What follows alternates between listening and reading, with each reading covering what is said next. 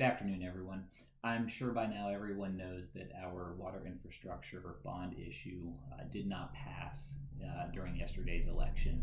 There were about 290 votes difference between those in favor of it and those not in favor of it. So, for those residents in the affected areas right now that are suffering from discolored water and other issues related to our failing infrastructure, unfortunately, we're not going to be able to provide wide relief in a timely fashion.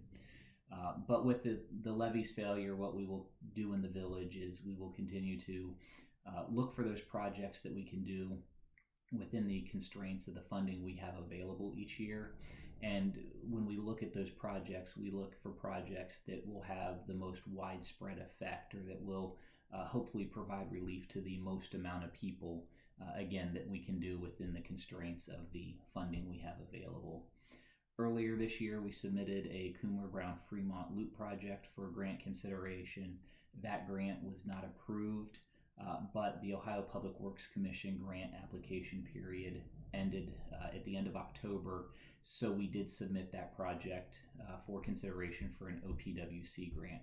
We have those matching funds for that grant, so if approved, we will be able to move forward with that project. So, unfortunately, again, with the levee's failure, we won't be able to do wide-scale mass water infrastructure replacement for the village.